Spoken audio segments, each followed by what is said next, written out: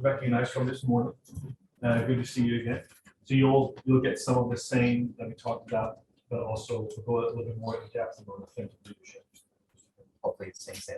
But yes, so I just want to, before I start, articulate that this is my version of leadership. There are many different versions. Take away from this what works for you, and leave the rest where you found it. Just because I have an opinion doesn't mean you have to share them. So this is good. This is flavored through my lens. A little bit about me. I am the UW University of Washington CIO, Chief Information Officer, which means I have operational authority over about 500 people, and I have operational responsibility for about 1,500 people, to include the Tacoma and Buffalo, Seattle campus, and also University of Washington Medicine. And we do a lot of administrative IT at the UW. We also do a lot of research, computing, and all those things fall under my responsibilities as the UW CIO. Previously, I was here in Kittitas County at Central Washington University as the VP for Operations, so facilities, public safety, technology, and a few other areas as well. I also served 24 years in the military, both active duty and National Guard, primarily as an intelligence officer and special forces detachment commander with the 19th Special Forces Group here in Washington State. And so I've had some leadership experiences, and it's really interesting to me today when we're looking at hybrid work, remote work, all those things are happening, how we lead and how we retain staff in that space. I'm going to talk a little bit about that. And in this presentation, I talk about leadership. As I mentioned this morning, I asked the audience for what's the difference between a leader and a manager. Let's explore that a little bit. I'm hoping that we're having an engaging crowd. What do you think the difference is, manager versus leader?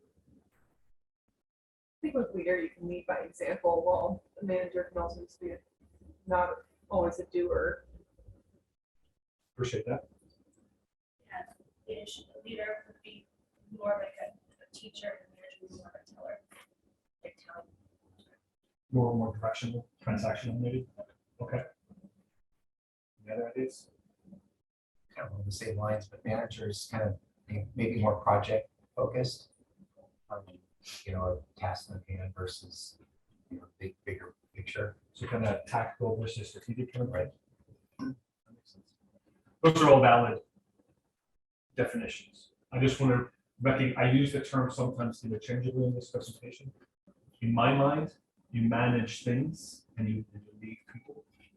That's kind of how I divide my role, meaning you have to manage budgets, you have to manage personnel. I mean, from an HR perspective, right? You have to manage things and stuff, but you lead people. That's how I kind of differentiate between the two. Some of the research here used again the word interchangeably, defining that as you will. But I just want to start off with asking this question: what is the connection between leadership and employee retention? Before digging into this, some of you know some of this already, but for those of you who were there this morning, what do you think? I assume that if there's a strong connection, I think that very close, like it's connected. Why do you think that is? If someone feels very connected to what they do or feels prideful, that's probably happening from how the leader treats them, and gives them, to make a leader, like they're developing a person, they're giving them opportunity to learn, grow, and expand. Like they're probably going to be more connected to what they're doing, and they're going to stay around.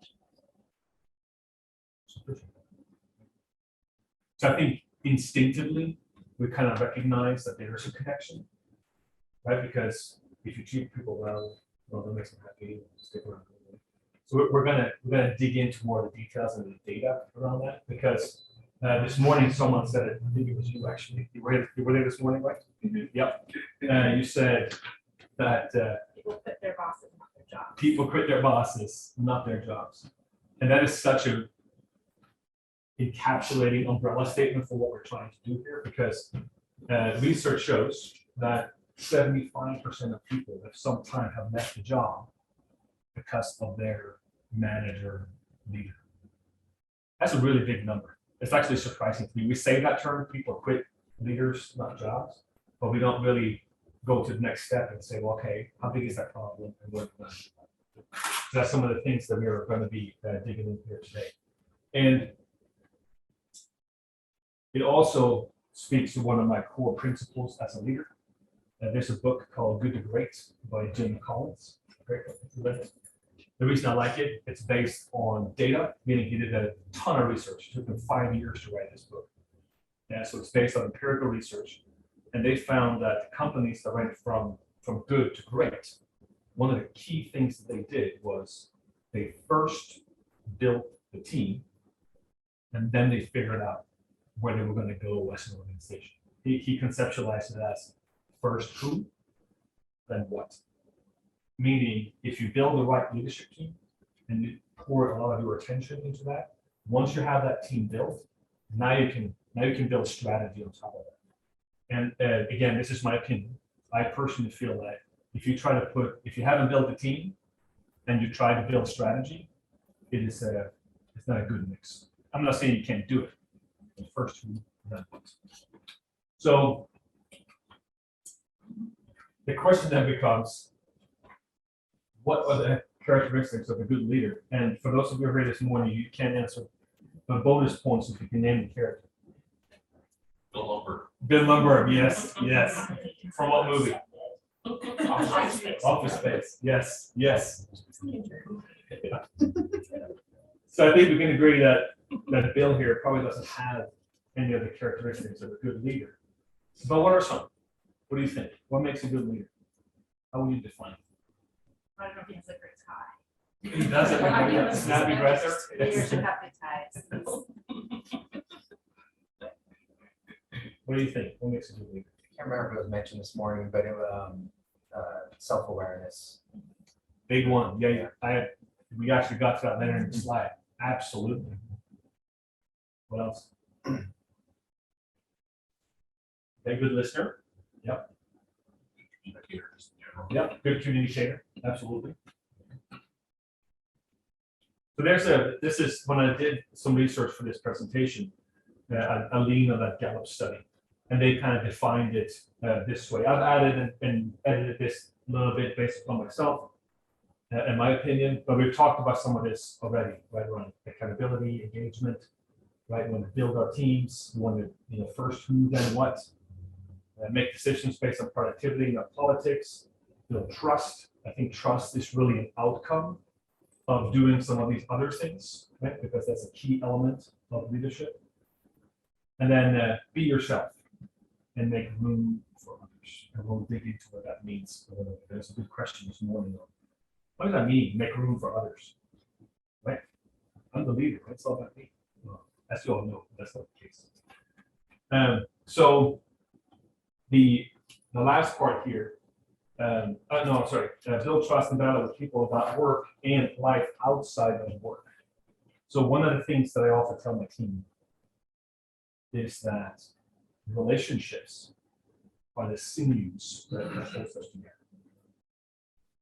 And again, this is my opinion. For me to build a meaningful relationship, I need to know who you are outside of work. That doesn't mean that I'm going to call my workers and my team at 8 o'clock at night, see how check in and see how they do it. But it means that I care about them as human beings, not just as employees. We all have lives, we all have drama, we all have things and stuff going on. We bring our own baggage, right? We all have it. And trying not to recognize that and how that's going to impact your work life, well, we should. So working on those relationships, I think, is very important. So then we often get to this question about leadership. Is it something that is born with, like Maybelline, or is it something that you can develop? What do you think? It's a little of both. You gotta have that seed there to start from. Do you think we all have that seed, or do you think? different degrees. I mean, I think there's some that are going to be more apt to want to develop that kind of a seed of interest in being a leader. And, you know, there's plenty of people out there too that don't want that responsibility of being a leader as well, that they can recognize that they have, you know, potentially have that potential inside of them to do it, but they just have no interest in it. Yeah, no, I like that. That makes sense. Any thoughts on that? Yeah, I think like 90% is probably learn or develop skill. The 10% for being born with it, you know, it could depend on what environment they were born into, you know, family, culture, whatever, it can have an effect on Yeah. you know, how they develop those skills or not. Yeah, absolutely. And cultural background, I was born and raised in Sweden, for example. So when I immigrated to America, I have a very different cultural background coming from Scandinavian country and being raised in America. So that influences who you are as well. So yeah, I think it is a little bit of both. I do lean towards more developed skill. I think we more often than not have that seed if we want to develop it. Back to your point, some people might choose not to. And personality plays in here. You know, the Myers-Briggs thing that you can do, right? I've done that several times. And I always end up as an INTJ. So top left, hyper introverted person. And I have learned how to fake being an extrovert. I mean, standing here in front of you could be seen as an extroverted behavior, right? We just took it out.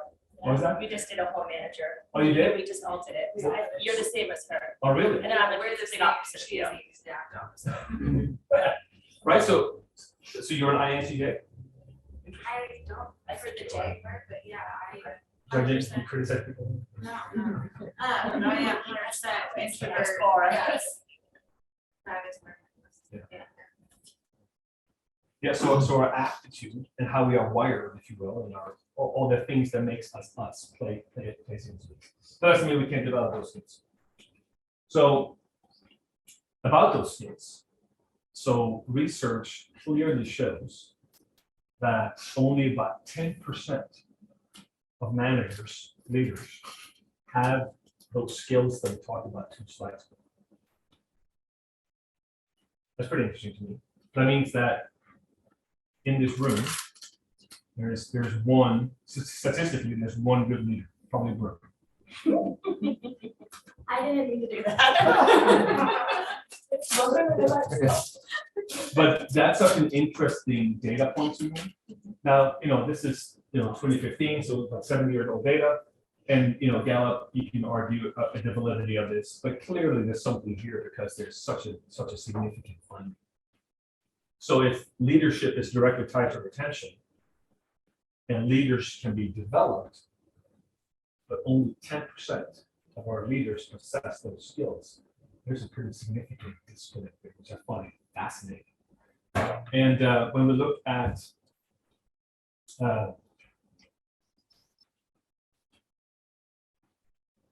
how we put those people in the right places, that same survey argues, or the data shows, that for the vast majority of the time, we fail to choose or place leaders in those right positions. What do you think that is? That's a big number, 82%. Why is that?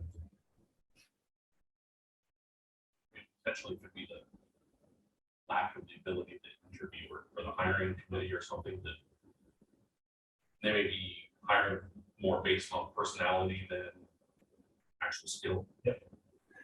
Excellent point. I agree. What else?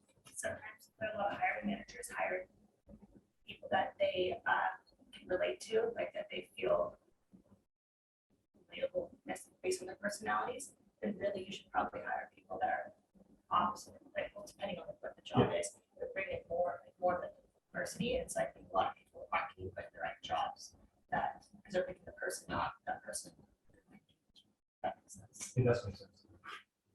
We So- also tend to be Please. doing our job and the vacant job until it's filled. So Yes. it's kind of a rush to get it filled. You just want to get a body, Yeah. right? Absolutely. I've been there myself. You just need someone to do this work, right? Well, there's a lack of workforce.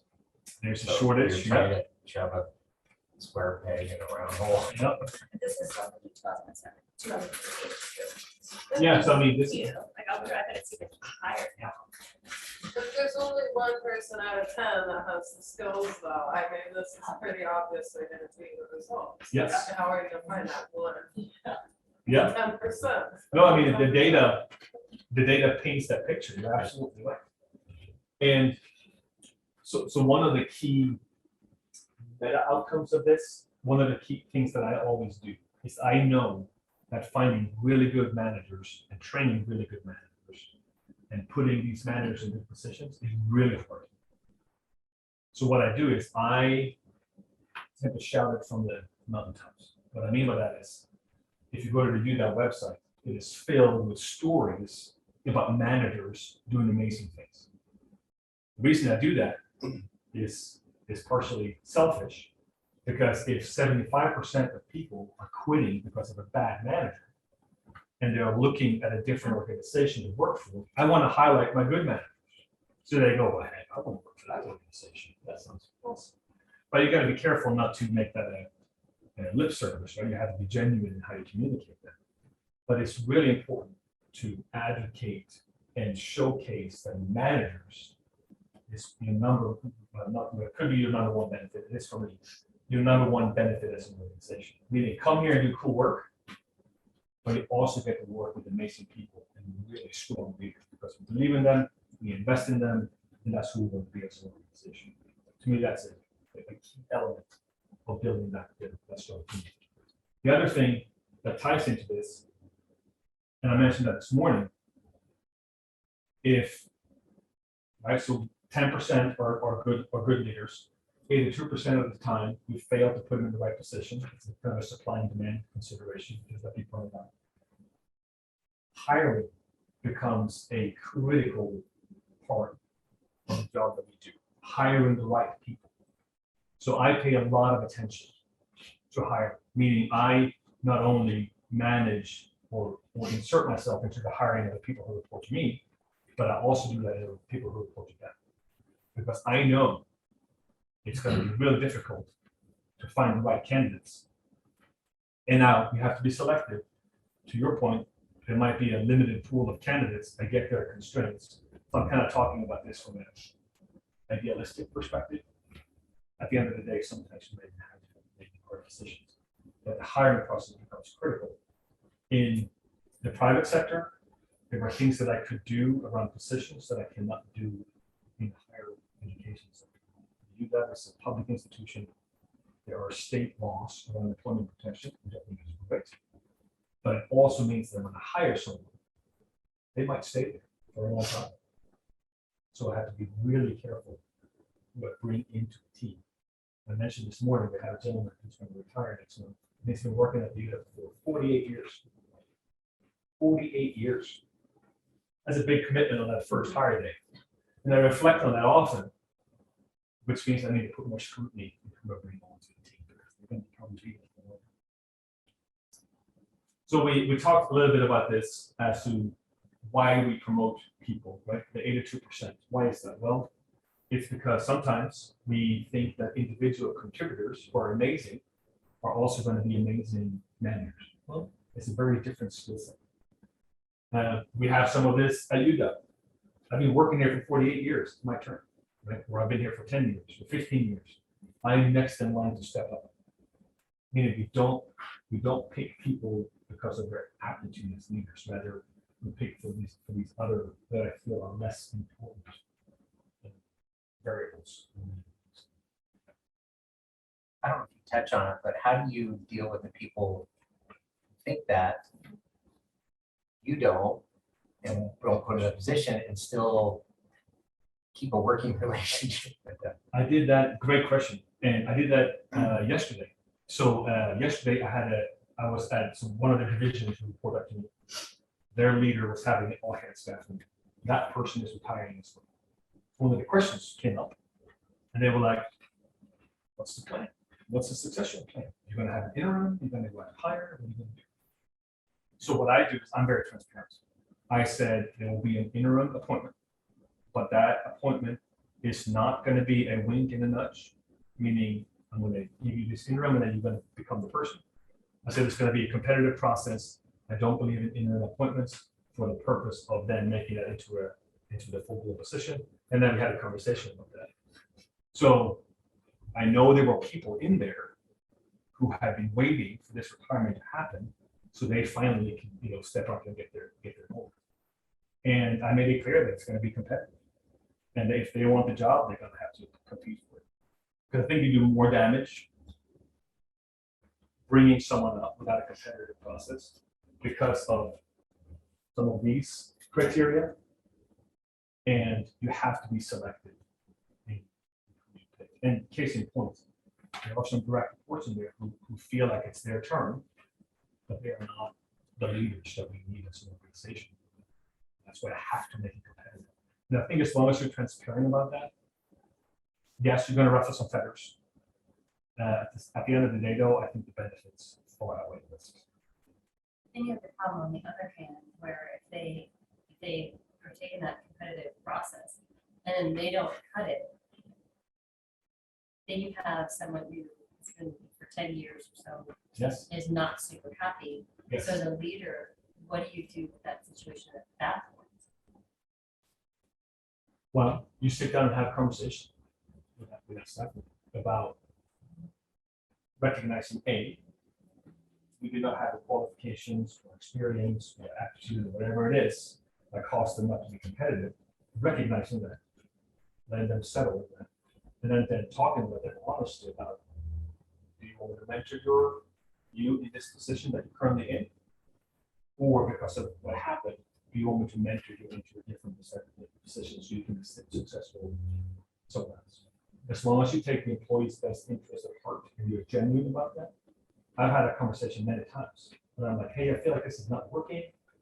Let me help you, like, be successful somewhere else, right?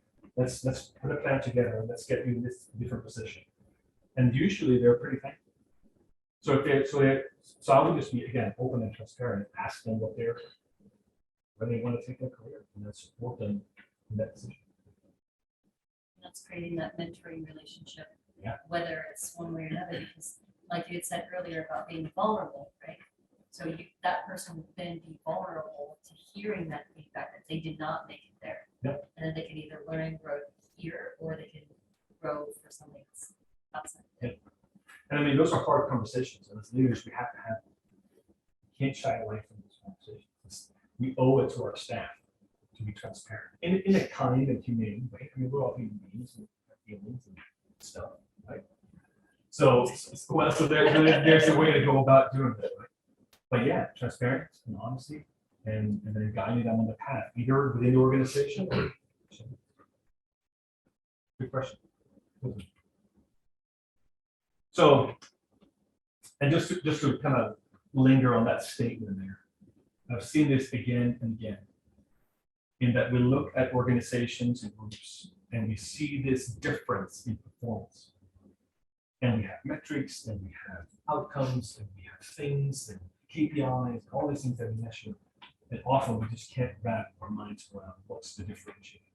But that differentiator, in my opinion, is that leader that is inserting himself and showing those attributes. Because if you start caring about your staff, let's say you don't, but if you care about your staff, about their well-being, and focusing on empowering them, this is going to drive performance in the long run. Absolutely. So a few slides ago, I talked about being yourself and then making room for others. And that really, in a nutshell, ties into authentic leadership. And I want to talk a little bit what that has to do with employee retention. It's near and dear to my heart. I do believe in that principle, and I'll tell you what I mean by that. So does anyone want to take a stab at it, what it means to be an authentic leader?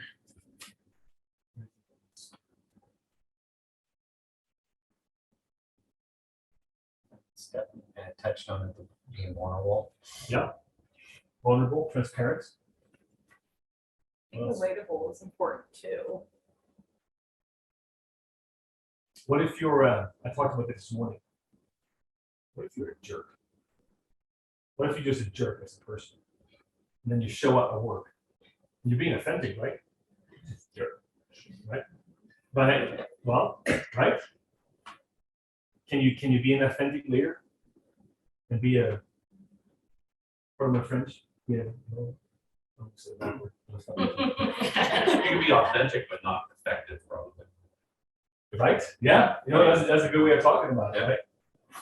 And, you know, authentic leadership is grounded in the fact that your authenticity has to support the team. So if you show up as a jerk, well, maybe it's you, right? Maybe you need to reconsider who you are and how you show up as a leader in order to be effective. But really, at the core of it, it's the story of your life. And it's such a, to me at least, it's such an important part of self-discovery and self-awareness. So I look at myself, I was born in Sweden, I came to America in my early 20s, I joined the military, I did that for a while, I had children, I worked for Alaska Native Regional Corporations in Alaska, I worked for Central, I worked for UW. You know, we have, between the two of us, we have 7 children. So lots of drama, even some trauma with a T. And that's, but that's all part of me. Like it shows up in my leadership style, it shows up in my engagement with my staff. Because understanding your story, and it's such an interesting concept to me because it's that record that keeps playing in your mind. We all have the inner voice about who we are, what makes us us, and those experiences we have had, and how do you project that into your leadership style. So I had sessions with my team where I have shared a lot of things about me, and they in turn shared about them, and there were tears, there was laughter, but it was this vulnerability and authenticity in recognizing we're all humans, we all got stuff going on, and trying to shield yourself from that, I think diminishes your authenticity, and bringing that to the table really enhances your ability to lead and drive an organization. It's not for everyone. This is my opinion. I'm going to take it as it is. But to me, it's such an important part of who I am. And the interesting story about this was a Harvard Business Review study where they asked 125 CEOs who are successful, and they said, "So what makes you successful?" And they were trying to capture this essence of what it means to be a successful CEO. And out of all of that 125, there was not a single characteristics that was common among them. They were all different. Meaning, it is more about who you are as a person, how you apply that shows who you are as a leader. Meaning, there's not this one thing that you have to be born with or some characteristics that you have to have. It is something that can be learned. And that the one thing that they talked about in the study was that self-discovery of that journey, being vulnerable, being self-aware. It is such an important part. And the interesting thing to me is doing some research on what it means to be an authentic leader. There's about 140 million results in Google, 200,000 books on Amazon, and you can attend about 1 million leadership seminars on what it means to be authentic. And that is so interesting to me because why do we spend so much time and money just trying to be ourselves? It's fascinating concept. What do you think that is? I think our expectations socially make us reconsider who we think we should be instead of just being who we are. Yes. Social constructs. Cultural constructs, absolutely. What else? our culture, our economic level, all of those things have hidden rules. Here's what you are supposed to look like or do or act. So like, you know, if you go to a football game with your coworkers, you can act like this. If you go to like a social at a nice restaurant, you can act like this, but you can't switch those regardless of, like, maybe you're the kind of person that just likes yelling and screaming and being excited all the time. Like, you can't do that in this setting. You can do that in this setting. Like, so we learn that our whole lives, and at some point we realize, I don't know which part is me and which part I do because all these things tell me what to do. Very exciting. Yeah, I find looking outside of myself is trying to figure out how to articulate what I'm, maybe what I am as a leader, what my message I'm trying to get across to people.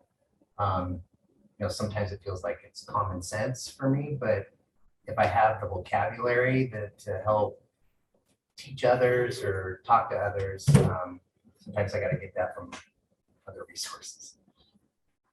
Yeah. I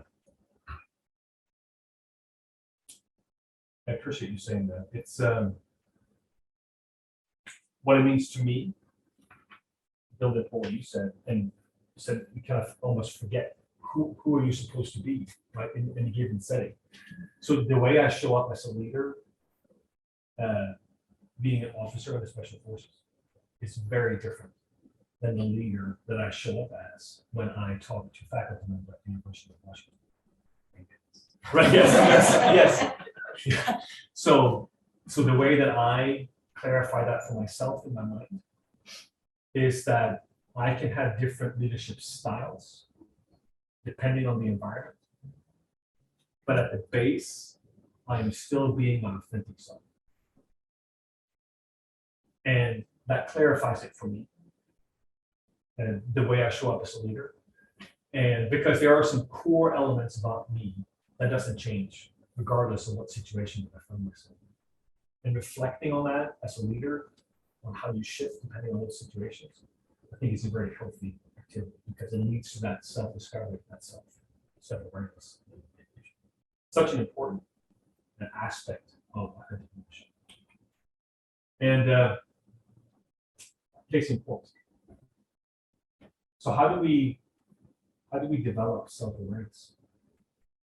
So I'm sitting here, I'm sitting down in the chair in front of me, and I'm asking myself in the little voice in my head, how am I showing up?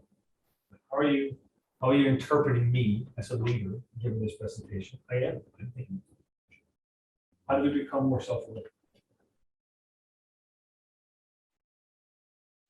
Since I having children, because I thought I was patient. Yes. And then I became a mom, and I'm like, oh my gosh, I don't have any patience at all. I was confused all this time. Yes.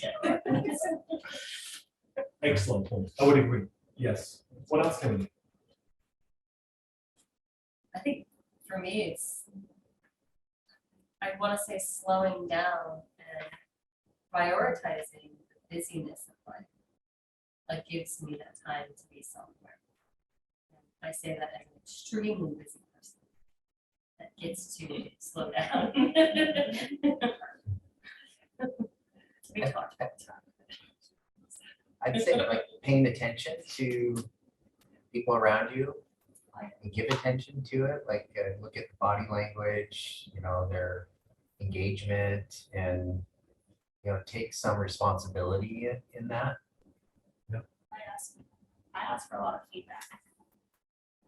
Constantly. That was what I was hoping to get. Yes. There's a lot of different forms and ways that you can ask for feedback. I mean, I had a nonprofit meeting last night, and I did drive home, and I called you, but I called someone else first, but and asked, like, hey, how did that sound when I said that? Because I felt this. I think the vibe was, the group is this. What did you hear? It aligned to actually what I thought, but in my early years of leadership, it didn't align. What I thought I was being perceived, or my intent, like it wasn't the same. So it did take a lot of years of understanding, developing just really strong self-awareness. That's what Brooke is, that 10%. So obviously, But you're right. Being aware, right, and paying attention to your surroundings and reflecting on it, absolutely.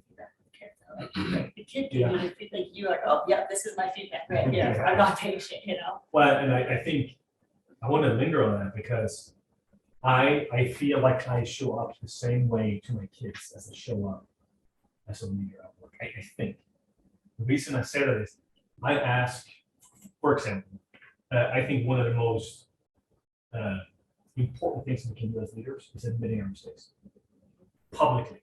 Plant the flag. I made a mistake. This is on me. I take responsibility. Here's what we're going to do to fix it. Right? It is such a relieving experience. So with my children, sometimes against my best efforts, I raise my voice and there's conflict at home. I will often go back to my kids and wait.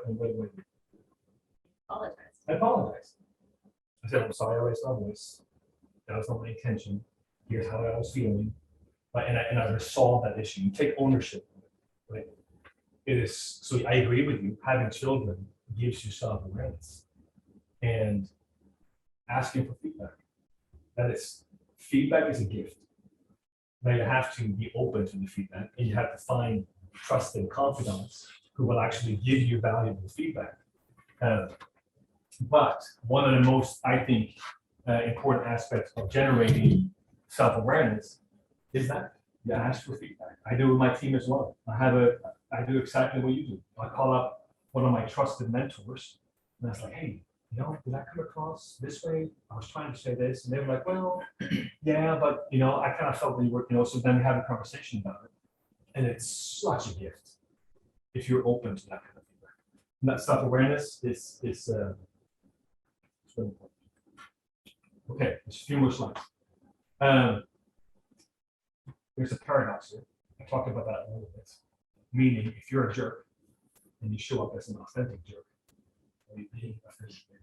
well, technically you are, right? But you said authenticity versus effectiveness. Thank you. Which is at the core of that, right? I used to be a network engineer, super nerdy, very techie, a lot of keyboard stuff. Whenever I had a conversation with someone, I usually led with a spreadsheet and data. Be like, all right, here, X, Y, and Z, bits and bytes, whatever. And then I got promoted into management position. And I was like, well, I'm a techie. That's who I am, right? And I'm proud of it. And I know my stuff. So now I'm going to lead all these people. And I'm still going to be a techie. And I'm still going to lead with spreadsheets.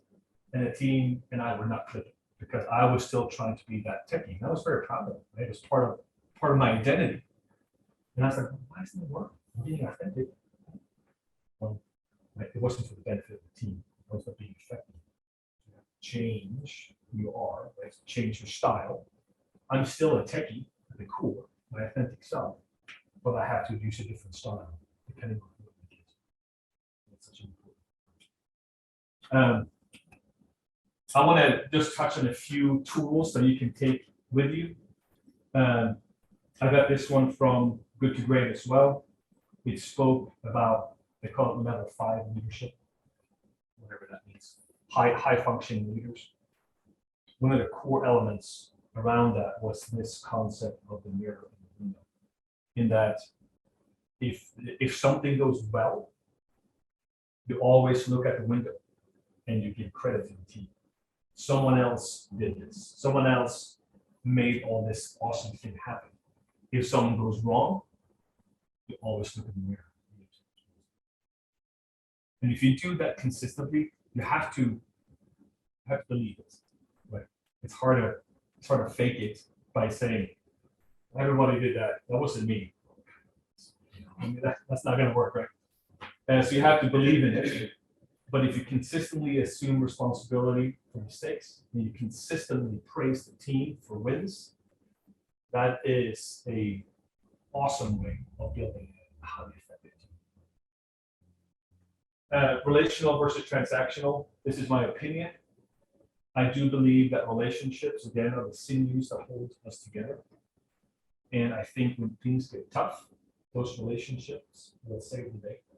So I do try to build deep personal relationship with my direct reports to build a team.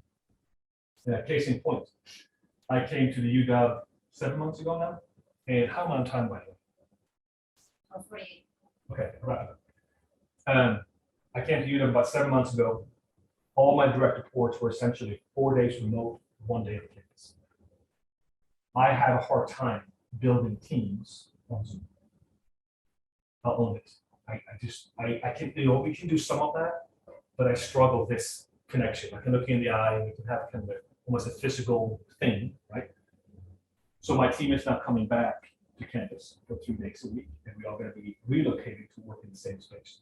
They're super excited. Yes. But they're not, but I'm asking them to commit and buy into that because I told them, I said, we need to do this. We are being very transactional. In order to build a team, we need to be relational. So they have committed to it. They're coming in, we're doing this, and I think it's going to be better. I'll wrap this up. This to me is all about empowering others. And in order to do so, we have to devote ourselves to personal growth and developing as leaders, meaning it's your responsibility to develop those leadership skills, and we can. Main takeaways from this session, clear connection between leadership and retention. 10%, right? Remember, we can, but we can teach people to be more effective leaders. And understand the characteristics of a great leader. We went through those. Select and promote managers for the right reasons, not because of tenure or because they were a good individual contributor, rather their aptitude for leadership. Showcase your managers. Talk about how this is one of the main reasons people should come and work for you. Because you have awesome people doing awesome things. Because 75% of people leave because of bad managers. So that's a competitive advantage. Showcase your awesome managers. And then approach leadership from a place of authenticity, tell your story. And then don't forget, first who, then what. Build a team. Once you build a team, now you can figure out.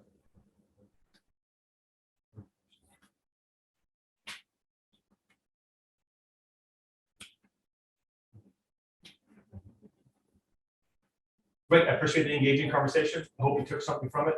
Remember, this is my flavor of leadership. And I'm sure you have a different take on it. Thank you. Thanks.